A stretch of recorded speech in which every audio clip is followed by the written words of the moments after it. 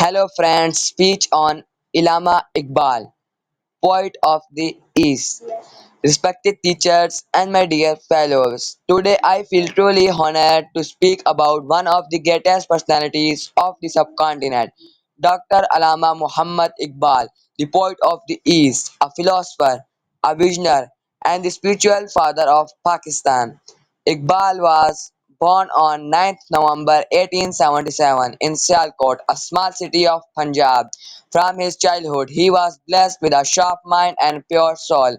He received his early education in Sialkot and later went to Europe for higher studies. He obtained degree in philosophy and law from Cambridge and Munich. But unlike many who get lost in the glamour of the West, Iqbal came back with a burning passion to awake his own nation. Dear audience, Allama Iqbal was not just a poet who wrote beautiful verses. He was a guide who shocked the sleeping Muslims of the subcontinent with his poetry. His words were not only art, but a call to action. He believed that nations are born through strong character, self-confidence, and unity. He said, nations are born in the hearts of poets. They prosper and die in the hands of politicians. Iqbal's poetry was filled with the message of self-respect and courage. He gave us the concept of Khudi, which means selfhood or self-realization. He wanted every Muslim youth to discover his inner strength and to rise above fear and weakness. He reminded us that we are the heirs of the glorious past, the followers of and that we must Prophet Muhammad ﷺ lead the world with knowledge and morality. One of his famous poems, "लब पे आती है दुआ बन के तमन्ना मेरी," is still recited in schools today.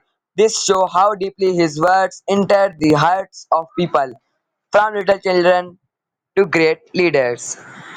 Respected listeners, Iqbal was not only a poet of emotion, he was a man of vision. In 1930 at Allahabad, he clearly presented the idea that Muslims of India should have separate homeland where they could live according to their faith and culture.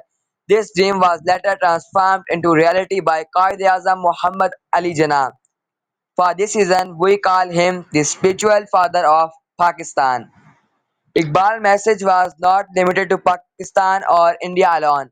He addressed the entire Muslim Ummah.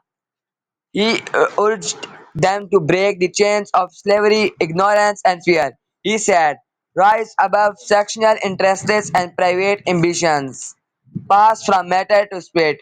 Matter is diversity, spirit is light, life, and unity.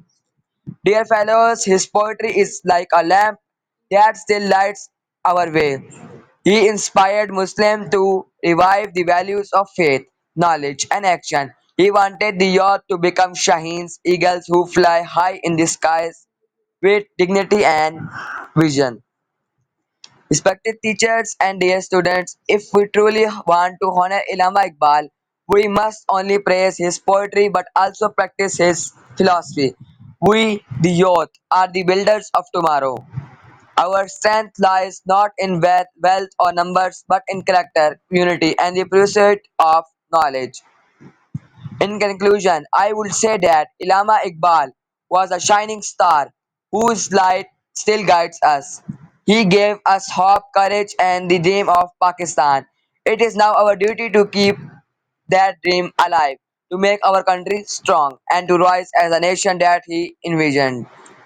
Let us promise today that we will follow this message of faith, unity, and selfhood and prove ourselves unworthy of his dream. Thanks for watching. Stay connected with Malik Study Skills.